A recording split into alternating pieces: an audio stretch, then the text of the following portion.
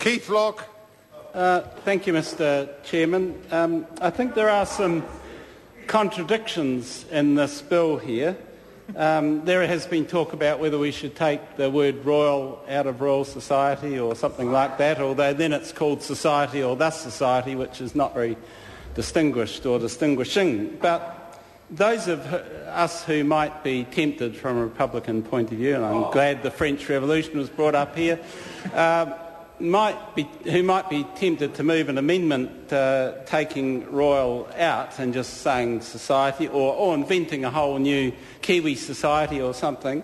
One of the contradictions here is that under the commencement, it commences when it receives royal assent. So if we tried to extract, no, it's important here because the two, this is where the contradiction is, that if we tried to take out royal, then we mightn't get the royal assent, because the Queen or her designated person, the Governor-General, might say, well, I'm not going to sign off a bill, and they do have reserved powers, that is taking out royal and sort of undermining my very being as the representative of the Queen or the Queen herself. So I think that's... And the other thing is the concept of royalty is totally opposed to the concept behind the Royal Society, which is about achievement.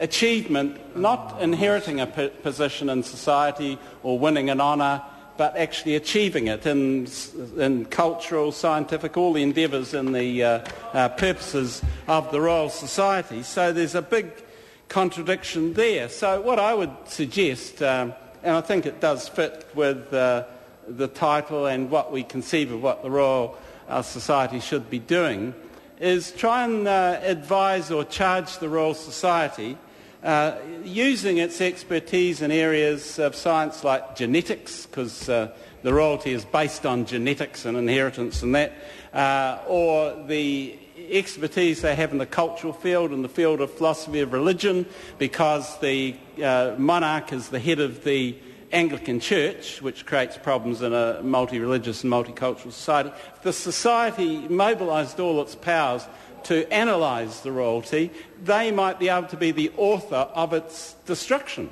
because they would come out with all their collective wisdom and expertise with such a strong argument about us continuing with the royalty that it would have to be abolished. And when I put a bill like I put up previously, it wouldn't just go down with a few votes with some members voting against it, but it would get the overwhelming majority of the House for a referendum on whether we should go to republic, because of the great work of the Royal Society in arguing the case for it not being continued. So I think this is a serious matter. And the question raised before, and it relates very much to the title as well, of the questions Brendan Burns talked about, questions of succession.